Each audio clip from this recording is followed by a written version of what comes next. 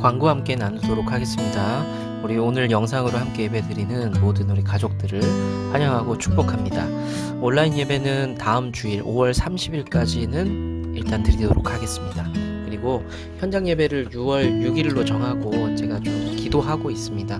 여러분들 또 상황들이 나빠지지 않도록 같이 기도해 주시고요. 6월 6일에는 상황이 되시는 분들은 함께 만나서 얼굴 보면서 인사 나누고 예배할 수 있기를 바랍니다. 그리고 현장 예배가 시작되는 하루 전 6월 5일 토요일 날 오후 2시에 교회에 모여서 상황이 되시는 분들은 좀 함께 교회 청소를 좀 하고 싶습니다. 오랫동안 사용하지 못하다 보니까 오히려 먼지도 많고 치울 것들이 좀 있어서 함께 청소하면 금방 끝날 것 같습니다. 그래서 상황이 되시면 6월 5일 오후 2시에 만나서 교회 그리고 복도, 화장실 이렇게 우리 청소하면서 예배를 좀 준비하면 좋겠습니다. 우리 함께 찬양 드리면서 우리 예배에 함께 드리도록 하겠습니다. 감사합니다. 우리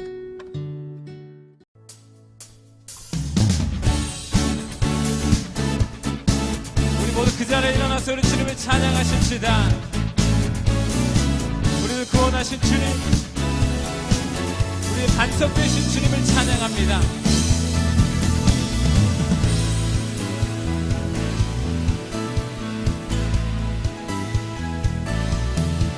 하늘 위에 주님밖에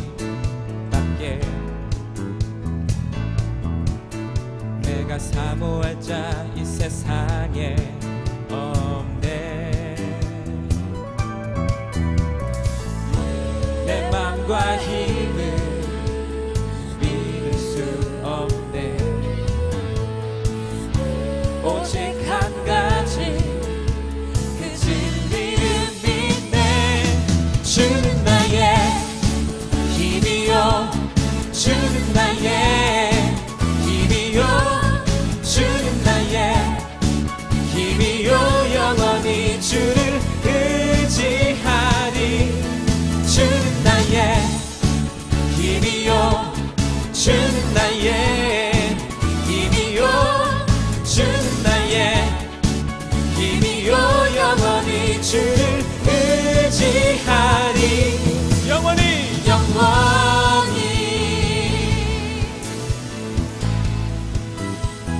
다시 한번 찬양합니다. 하늘 위에 주님밖에 내가 사모할 자 이 세상에 없네. 내 맘과 힘을 믿을 수 없네. 오직 한 가지 그 진리를 믿네. 아멘. 주는 나의 힘이요, 주는 나의 힘이요, 주는 나의 힘이요, 영원히 주를 의지하리. 주는 나의 힘이요, 주는 나의 힘이요, 주는 나의 힘이요, 영원히 주를 의지하리. 영원히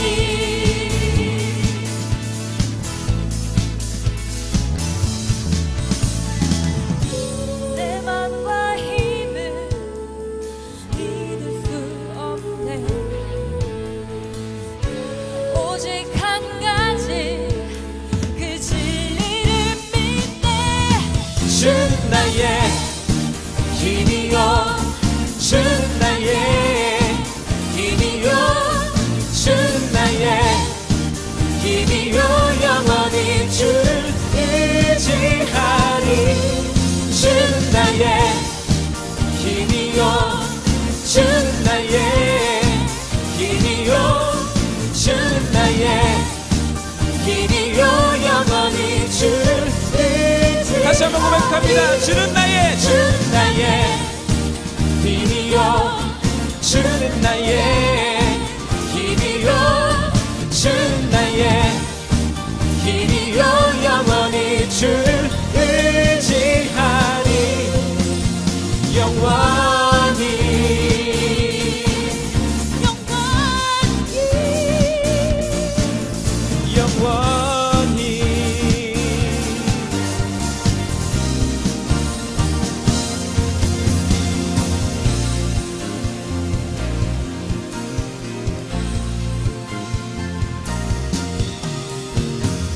우리의 소망이 되신 주님께 감사의 영광의 박수 올려드리십시다.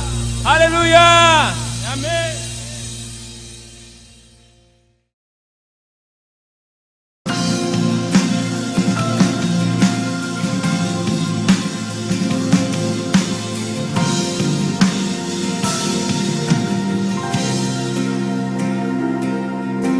주의 보좌로 나갈 때에 어떻게 나가야 할까?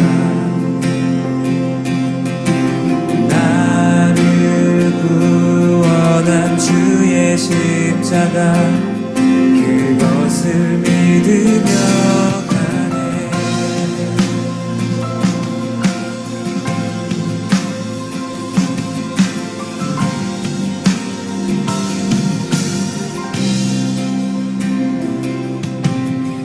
주의 보좌로 나갈 때에 어떻게 나가야 할까?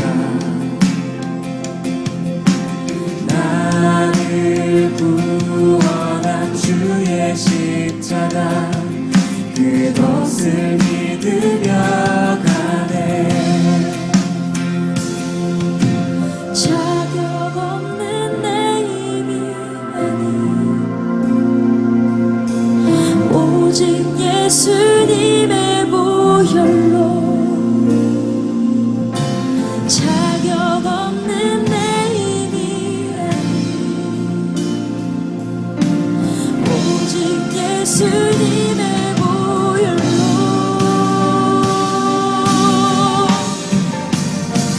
십자가의 보혈 완전하신 사랑 힘입어 나갑니다.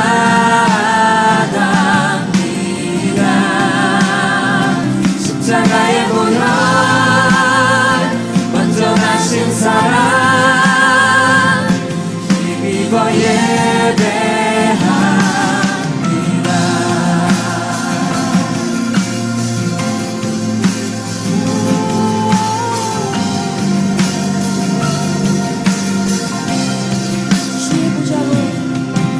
주의 보좌로 나갈 때에 나 여전히 부족하다.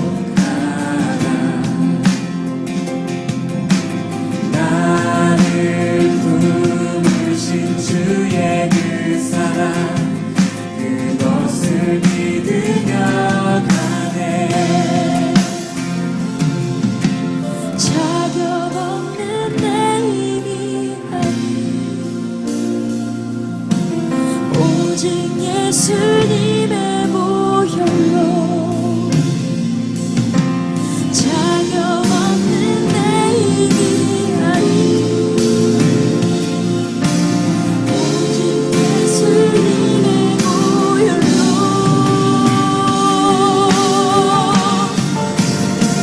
십자가의 보혈 완전하신 사랑 힘입어 나갑니다.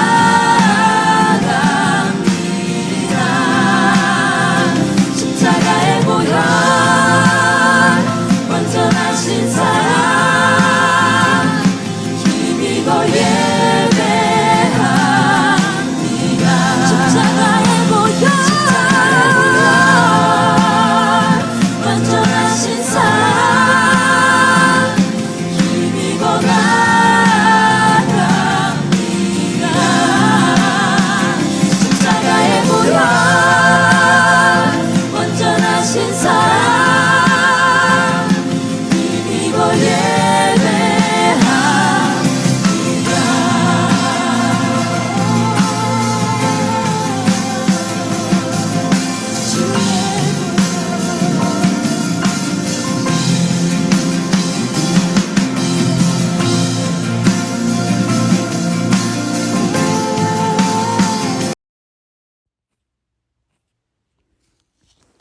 사랑하는 하나님, 오늘도 거룩한 주일을 맞이하여 예배 가운데 우리를 인도하여 주심에 감사합니다.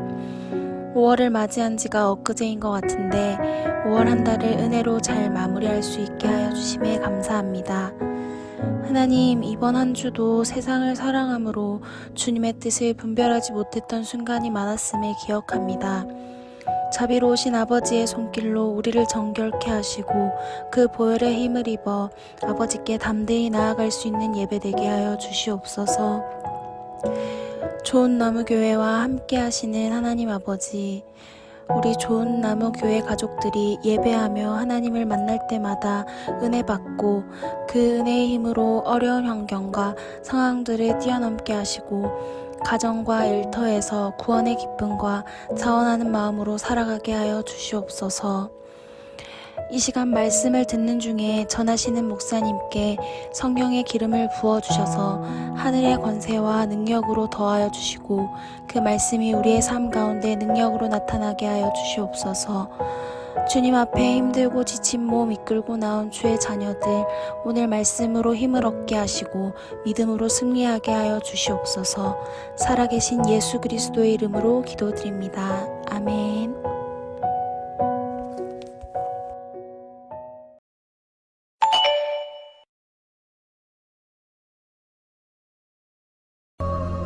이스라엘 자손이 여호와께 부르짖음에 여호와께서 그들을 위하여 한 구원자를 세우셨으니 그는 곧 베냐민 사람 게라의 아들 왼손잡이 에훗이라. 이스라엘 자손이 그를 통하여 모압 왕 에글론에게 공물을 바칠 때에 에훗이 길이가 한 규빗 되는 좌우에 날선 칼을 만들어 그의 오른쪽 허벅지 옷 속에 차고 공물을 모압 왕 에글론에게 바쳤는데 에글론은 매우 비둔한 자였더라. 에훗이 공물 바치기를 마친 후에 공물을 메고 온 자들을 보내고 자기는 길갈 근처 돌 뜨는 곳에서부터 돌아와서 이르되, 왕이여, 내가 은밀한 일을 왕에게 아뢰려 하나이다. 조용히 하라 하매 모셔 선자들이 다 물러간지라. 네, 좋은 아침입니다. 우리 함께 하나님 말씀 함께 보도록 하겠습니다. 오늘은 제목을 하나님과 우리의 콜라보레이션이라는 제목으로 삼아봤습니다. 자, 콜라보레이션이 무슨 뜻인지는 마지막에 이야기를 좀 나눠보도록 하고요. 사사기에는 흐름이 있다고 말씀드렸어요. 패턴이 있다라는 말씀을 드렸는데, 인간이 죄를 짓고 하나님이 이제 징계하시고, 그러면 그 징계를 받은 다음에 사람들은 회개하고 하나님 회복시키시고, 그럼 또다시 사람들은 죄를 짓고, 이런 패턴이 있다는 말씀을 드렸습니다. 오늘 본문에 조금 전에 있는 3장 12절의 말씀을 보시면 이스라엘의 그 자손들이 또 하나님 앞에 죄를 짓습니다. 이제 하나님께서 그 다음 순서는 뭐죠? 징계를 하셔야죠. 징계하는 방법이 다양한데요. 그 중에 하나가 이스라엘 자체가 아니라 외부의 힘, 다른 민족, 다른 나라를 들어서 하나님께서 이스라엘을 치는 방법이 하나님께서 이스라엘을 혼내는 방법 중에 하나였습니다. 결국에는 모압 왕 에글론이라는 사람을 통해서 이스라엘 자손을 치시죠. 그래서 또 이스라엘은 18년간 노예와 같은 생활들을 하게 됩니다. 이스라엘도 똑같은 패턴대로 이제 행동을 합니다. 18년간 노예 생활을 하는데 그렇게 혼나고 나니까 아프죠. 그래서 울게 됩니다. 살려달라고 울게 되고 부르짖게 됩니다. 그 부르짖음과 그리고 하나님 앞에 나아가는 회개를 통해서 하나님께서는 사사 에훗, 지도자 에훗을 세우시게 되고, 그래서 그 에훗을 통해서 민족을 구원시키려고 합니다. 오늘은 그 지도자 사사 에훗에 대한 이야기를 나눠보도록 하겠습니다. 에훗이요, 늘 하던 대로 조공을 바쳐야 됐거든요. 그래서 조공을 바치기 위해서 에글론 왕을 찾아가게 됩니다. 그리고 왕과 독대하기 위해서 기니 할 말이 있다라고 말을 하니까 그 왕이 뭔가 기대를 하면서 신하들을 다 물리게 됩니다. 뭐 얘가 나한테 무슨 얘기를 할까라는 호기심도 있었을 거고요. 나한테 뭔가 좋은 일이 있지 않을까라는 좀 기대감을 가지고 다 신하들을 물리게 됩니다. 그런데 에훗이 왕을 만나러 갈 때 조공을 바칠 것만 가지고 간 게 아니었어요. 오른쪽 다리에 칼을 하나 차고 왕을 죽이려고 찾아간 겁니다. 그래서 왕과 독대하게 될 때에 준비해둔 칼을 꺼내서 왕을 죽이고 다른 사람들이 못 들어오게 문을 걸어 닫고 도망을 가버리게 됩니다. 자, 왕이 신하들을 다 물렸어요. 그런데 아무 소리도 없고 한참 동안 조용합니다. 신하들 입장에서는 문이 좀 걸려 있었기 때문에 왕이 화장실을 갔나? 이런 생각으로 좀 기다렸던 거예요. 그런데 한참이 지나도 왕이 문을 열지를 않자 좀 이상하다 싶어서 열쇠를 따고 들어가게 됩니다. 왕이 죽은 것을 알게 됐죠. 칼에 찔려 죽은 것을 알게 됩니다. 에훗이 그 시간을 벌어서 자기의 땅, 자기의 동족이 있는 땅까지 도망을 가게 되죠. 이제는 그 에훗을 쫓아가기가 추격도 쉽지는 않습니다. 그래서 에훗이 도망을 가면서도 미리 준비해 둔 것이 있었어요. 자기의 땅에 도착하면 이스라엘 자손을 소집해서 이제는 한판 붙겠다라는 생각을 하고 도망을 간 거죠. 이스라엘 땅에 들어갑니다. 에훗이 다 준비된 대로 나팔을 불면서 비상 소집을 해요. 그러면서 막 소리를 지릅니다. 하나님께서 모압의 땅에서 우리를 건지셨다. 다 모여라. 이제 싸우자라고 이야기를 합니다. 그래서 이스라엘이 다 들고 일어나죠. 요단강 입구 앞에서 결사 전투를 이제 치르기를 이제 각오하고 그 앞에 서게 됩니다. 결국 전쟁이 일어나요.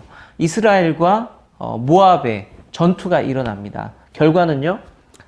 성경은 뭐라고 기록을 하고 있냐면 그 모압의 용맹한 군사들이 10,000명이나 죽었다. 그리고 이스라엘이 승리했다라고 기록을 하고 있습니다. 그리고 전쟁에서 승리한 것에서 끝난 것이 아니라 30절의 말씀을 보면 전쟁에서 승리했기 때문에 상황이 뒤집혀요. 모압이 오히려 이스라엘의 통치를 받으면서 이제 뒤집힌 거예요. 이스라엘의 통치를 받으면서 80년간이나 평화를 유지했다라고 기록을 하고 있습니다. 자, 오늘 말씀을 통해서 살펴보고 싶은 것은 두 가지입니다. 첫 번째는 과연 하나님은 어떤 분이신가? 두 번째는 승리를 맛봤던 에훗은 어떤 사람이었기에 승리를 맛볼 수 있었던가? 이 두 가지를 함께 살펴보려고 합니다. 네, 첫 번째로 우리가 살펴볼 하나님은 어떤 분이신가입니다. 우리 하나님은 우리의 약점도 사용하시는 하나님이시라는 것을 오늘 말씀을 통해서 알 수가 있습니다. 에훗의 출신에 대해서 이제 기록이 된 부분이 15절에 나오는데요. 에훗을 뭐라고 표현하고 있냐면 베냐민 지파에 속해 있고 그리고 왼손잡이다라고 설명을 하고 있습니다. 이게 다 의미가 있는 말이거든요. 베냐민 지파다 이 말은 연약하다라는 말과 같은 의미로 쓰여졌어요. 그러면 베냐민 지파라는 말이 왜 연약하냐? 요셉의 형제들 기록 중에서 막내가 베냐민이니까 베냐민 지파가 약했냐라고 생각할 수 있는데 역사적인 배경을 보면요. 이 상황은 지금 오늘 있었던 이 상황은요. 베냐민 지파가 그 전에 큰 내전을 한번 치렀던 기록이 있습니다. 그래서 베냐민 지파는 이미 힘이 빠져 있어요. 다른 어떤 곳보다, 다른 어떤 지파들보다 힘이 빠져 있습니다. 그래서 베냐민 지파는 실제로도 약해진 지파였습니다. 그리고 왼손잡이라는 그 말은 여러 가지 해석이 있는데요. 보통 두 가지로 정리할 수 있습니다. 하나는 에훗이 왼손잡이라는 말은 실제로 오른손을 못 쓰는 장애인이었을 것이다 라는 말이 있고요. 두 번째는 오른손이 약해서 왼손이 주로 사용되어지는 오른손보다는 왼손이 강했던 그런 사람이다 라는 해석도 있습니다. 네, 어떤 해석을 따르든지 간에 당시 문화로 봤을 때에 그 에훗이 왼손잡이라는 것은 약점이었던 것은 분명해요. 성경의 기록의 어떤 그 흐름을 봐서도요. 보통의 오른손은 무엇을 상징하냐면 하나님의 오른손이라고 말할 때는 하나님의 능력, 하나님의 축복, 권능 이런 것들을 이야기를 합니다. 그런데 성경에서 보통 왼쪽은요. 부정적인 의미로 많이 사용되어지기도 합니다. 예를 들어 볼게요. 이런 성경 구절이 있습니다. 전도서 10장 2절의 말씀을 한번 같이 읽어볼까요? 자막을 통해서 시작. 지혜자의 마음은 오른편에 있고 우매자의 마음은 왼편에 있느니라. 자, 오른쪽과 왼쪽이 어느 쪽이 부정적으로 기록되어 있나요? 왼쪽이에요. 왼쪽이 우매야 돼요. 자, 마태복음 25장 33절의 말씀도 한번 볼게요. 같이 한번 읽도록 하겠습니다. 시작. 양은 그 오른편에, 염소는 왼편에 두리라. 아멘. 성경은 보통 양과 염소를 이야기할 때 양을 긍정적으로 이야기하고 염소를 부정적으로 이야기합니다. 부정적인 짐승을 왼편에 둔다라고 말씀을 하고 있죠. 이런 성경의 흐름, 이런 당시의 문화와 분위기와 정서 속에서 에훗을 왼손잡이라고 굳이 표현을 했고요. 하나님께서 그 왼손잡이를 부르셨고 민족의 구원자로 굳이 왼손잡이 에훗을 부르시게 됩니다. 우리는 외적인 조건을 통해서, 보이는 것을 통해서 하나님을 제한하거나 거부하는 일이 생각보다 많습니다. 나를 보거나 다른 사람을 보면서, 겉모습을 보면서 조건을 따져가면서 그 사람을 평가하죠. 그리고 하나님의 일을 제한해 버립니다. 에이, 내가 무슨, 에이, 우리가 무슨, 뭐를, 이렇게 생각을 해버리죠. 그런데 다윗 왕에게 기름 부으시는 사건을 통해서 사무엘에게 분명히 하나님께서 말씀하시는 게 있어요. 하나님께서는 외모를 본다, 안 본다? 안 본다. 외모를 취하지 않으신다 라고 말씀을 하십니다. 그리고 하나님께서 모세를 부르실 때에 모세가 하나님 앞에 뭐라고 얘기하냐면 저는요 하면서 약점을 먼저 얘기해요. 입이 둔합니다. 말을 잘 못해요 라고 먼저 이야기를 합니다. 근데 하나님께서 픽하시죠. 건지시죠. 선택을 하십니다. 하나님께서는 조건을 따지지 않으신다는 말씀이에요. 그러면 하나님께는 뭐가 중요하냐? 하나님께서는 정말 중요한 게 있어요. 뭐냐면 하나님 스스로의 의지, 하나님의 부르심이에요. 즉 내가 너를 불렀어. 이게 끝이에요. 다른 조건이 없습니다. 더 이상 다른 조건을 달지 않겠다. 필요 없다는 겁니다. 내가 너를 불렀다. 그것으로 끝입니다. 하나님께서 약점투성이인 우리를 그렇게 부르신 거예요. 내가 너를 선택했어. 조건이 아니라 네가 좀 삶이 괜찮은 것 같아.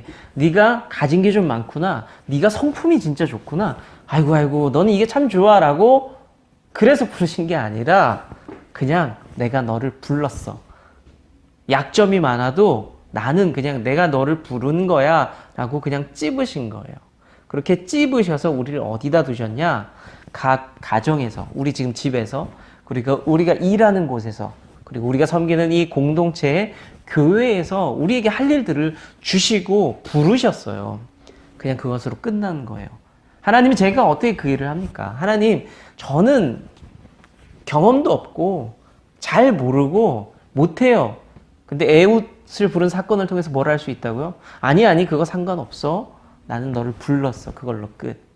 우리가 가진 약점이 아니라 하나님의 부르심에 순종해서 우리가 걸어간다면 우리는 훌륭한 하나님의 도구가 될 수 있다는 것을 여러분들 그리고 제가 믿으시기를 바랍니다.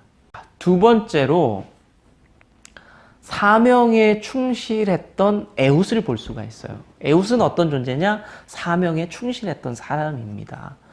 조공을 바치러 왕에게 갔어요. 그리고 에훗의 다리에, 오른쪽 다리에는 칼이 있었죠. 왕을 만나는 자리입니다. 뭐가 있었을까요? 왕을 만나는 자리인데 몸수색, 무기가 있나 없나, 위협의 어떤 요소가 있는지 없는지 정도는 확인을 했지 않았을까요? 만약에 그 칼이 걸린다면 변명의 여지가 없죠. 왕을 만나기 전에 그냥 죽었을 겁니다. 예상되는 고비죠. 충분히 예상되는 고비인데 에훗이 하나님이 부르셨다라고 하니까 그것에 반응해서 혼자 왕을 암살하려고 민족을 구원할 생각으로 찾아갑니다. 에훗이 참 대단한 사람이다라는 생각이 듭니다. 사명 앞에 충실할 때요. 주변에서, 교회에서 볼 때도 마찬가지고 주변, 신앙생활을 하지 않는 사람들도 사명자를 볼 때 뭐라고 생각해요? 참 대단하다라고 생각해요. 뻔히 보이는 고난이 있는데 저거 안 될 것 같은데 해요. 그래서 우린 뭐라고 얘기하죠? 참 저 사람 대단하다. 우리가 에훗을 보면서 무모하고 한편으로는 무모하지만 대단해 보인다라고 말하는 것처럼 똑같이 사명자의 삶이 그렇게 사람들에게 비춰질 수 있고 보일 수가 있습니다. 그렇다면 에훗이 대단해 보이는 이유가 단순하게 그 두려움을 극복했기 때문일까요? 두려움보다는 사명을 붙잡았기 때문에 우리가 에훗을 대단하게 봅니다. 그리고 하나님 앞에 높이 평가를 그 부분을 받았고요. 위대한 사사로 성경에 기록될 수가 있었습니다. 우리가 하나님 앞에 부름받은 사명자로 살아갈 때에 먼저는 두려움과 맞닥뜨릴 수가 있습니다. 두려움 앞에 설 수 있어요. 뻔히 보여요. 몸수색 당할 것이 예상되는 에훗처럼 뻔히 보이는 그 어려움이 있고요. 이거는 무모해 안 될 것 같은, 충분히 예상되는, 하나님의 일을 하다 보면은 그런 촉이 생겨요.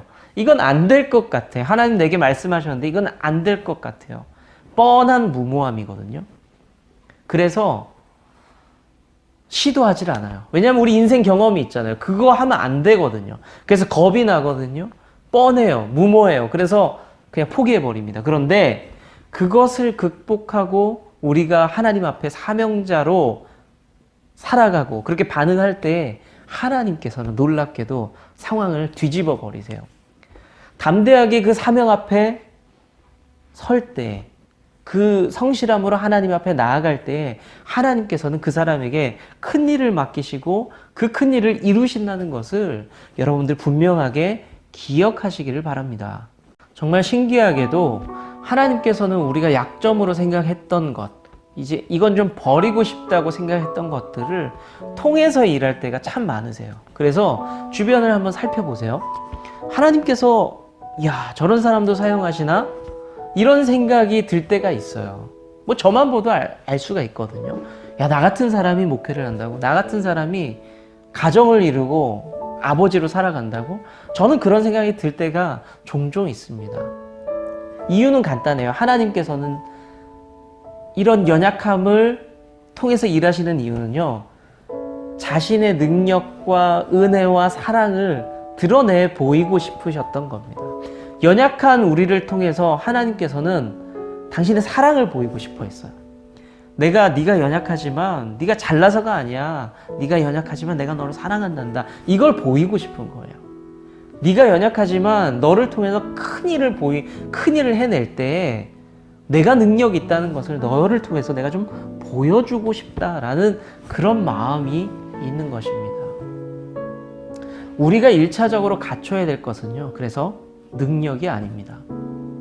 내 강점이 뭐고 내 약점이 뭐고 그것을 분석해서 하나님 앞에 쓰임받고 싶다. 요거는요 뭐 필요 없다는 건 아니에요. 2차적인 거예요. 이런 분석은 또 다른 문제입니다. 가장 중요한 건 1차적인 건 뭐냐면 하나님께서 나를 부르셨어요. 내 연약함 가운데서도 내가 이렇게 부족한데도 불구하고 나를 부르셨어요. 그때는 즉각적으로 응답하는 것, 그리고 내가 사명 앞에 성실한 것, 이것이 가장 중요하다는 것을 여러분들 꼭 기억하시기를 바랍니다. 하나님께서 우리를 사용하고 싶다고 말씀하실 때, 그런 부담을 주실 때요, 우리는 지금 오늘 보았던 에훗을 닮아야 합니다. 에훗은 두려움 앞에 섰어요. 똑같죠. 우리 하나님 부르실 때 그 앞에 두려움이 있고 걱정이 생겨요. 그런데 그 가운데서도 에훗은 사명의 길을 선택을 합니다. 우리도 똑같이 하나님 앞에 두려움 속에 있지만 사명의 길을 선택을 해야 됩니다. 하나님의 결정, 하나님의 선택은 때때로 우리가 감당하기에 좀 버겁고 분명히 두렵기도 합니다. 그렇지만 담대함을 가지고 믿음으로 걸어가는 사람은 에훗과 같이 승리와 평화를 누릴 수 있다고 저는 확신합니다. 오늘 설교의 제목으로 많이 고민을 했습니다. 이 콜라보레이션이란 말은 협업한다, 같이 일한다는 거거든요. 하나님과 우리의 콜라보레이션이라는 제목을 잡았잖아요. 하나님과 우리가 같이 일한다는 뜻입니다. 이 설교 제목을 치면서 엄청난 부담이 되었습니다. 이게 맞을까? 우리가 뭔데 감히 하나님과 협업을 한다는 것은 좀 대등하다는 뜻이거든요. 그런데 오늘 본문을 보시면, 오늘 본문을 가만히 살펴보면 하나님께서는 우리 연약한 인간들을 붙잡고 같이 일하자라고 말씀하고 있으세요. 내가 너를 선택했어. 내 동업자로, 내 동역자로 같이 일하자고 내가 선택을 했어 라고 말씀하고 있으세요. 하나님 왜 이런 결정을 하실까요? 그때나 지금이나 하나님께서는 우리를 통해서 우리와 함께 일하고 싶어 하십니다. 하나님의 놀라운 일들이 연약한 것, 부족한 것, 그런 것들을 통해서 시작이 되었습니다. 하나님 앞에 우리의 연약함을 인정하면서, 하지만 하나님의 부르심 앞에 불타오를 때에 하나님이 우리를 통해서 또 다른 놀라운 일들을 분명히 일으키실 줄로 믿습니다. 저와 여러분들이 그 놀라운 현장에서 도망가는 사람도 아니고 쭈삣거린 사람도 아니고 주인공이 될 수 있기를 간절히 축원합니다. 오늘 말씀은 이렇게 마치고요. 두 가지 오늘은 나눠볼게요. 첫 번째는 내 약점이 뭔가에 대해서 한번 가족들과 진솔하게 한번 나눠볼게요. 그리고 두 번째는 내 이런 약점에도 불구하고 하나님께서 내게 부담 주시는 부분이 있다면, 하나님 내게 자꾸 나를 부르시는 부분이 있는 것 같다면 한번 그것이 무엇인지 나눠보면서 하나님 앞에 내가 어떻게 쓰임받고 싶은지 그런 것들을 좀 나눠볼 수 있다면 좋겠습니다. 하나님이 내 약점이 무엇인가를 나눠보고요. 두 번째는 이런 약점 가운데서도 하나님께서 내게 자꾸 주시는 부담, 사명이 있다면, 혹은 내가 하나님 앞에 쓰임받고 싶은 것이 있다면 그것이 무엇인지 나눠보는 시간 갖도록 하겠습니다. 오늘도 함께 말씀 나눠주고 같이 들어주시고 결단해 주셔서 감사합니다.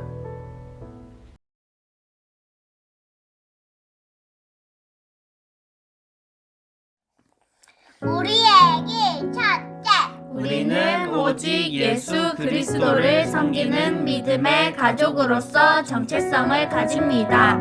둘째, 우리는 서로를 향한 사랑과 용서를 통해 이 땅에서 천국의 쉼을 누립니다.